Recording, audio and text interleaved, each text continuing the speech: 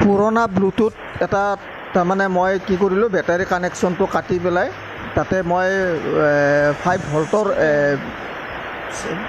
Mobile charger এটা লগাই দিলোঁ।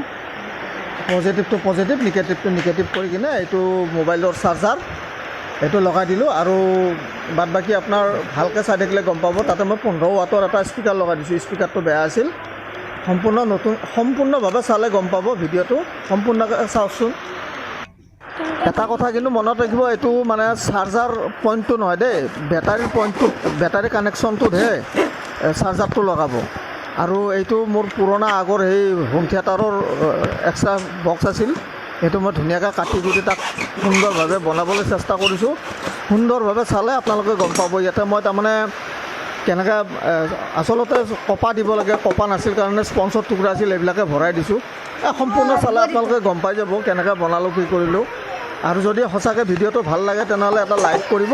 আৰু আপোনালোকৰ ঘৰতো যদি এনেকুৱা পুৰণা আপোনাৰ ব্লুটুথ আছে, পেলনীয়া ব্লুটুথ কাম দিয়া নাই, তেনেহ'লে আপোনালোকে চাব পাৰে, সুন্দৰভাৱে বাজে, সুন্দৰ চাউণ্ড দিয়ে। আপোনালোকে বজাই চালে গম পাব। এনেকৈ যদি আপোনালোকৰ বক্স, বেলেগ পুৰণা বক্স নাথাকে তেনেহ'লে সুন্দৰ মানে অলপ মোটা টাইপৰ কাগজতো আপোনালোকে বনাই ল'ব পাৰে এনেকুৱাকৈ।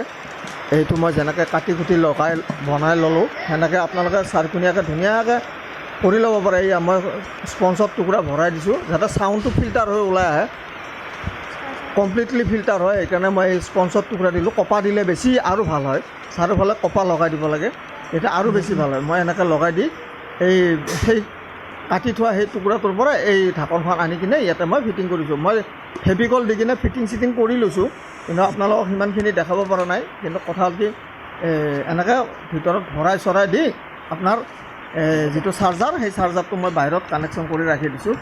আপোনালোকে শুনকচোন, চাউণ্ডটো খুব সুন্দৰ চাউণ্ড ওলাইছে, মানে ক'ব লাগিব আৰু ভাল হৈছে। আপোনালোকে কৰি চালে নিশ্চয় ভাল পাব।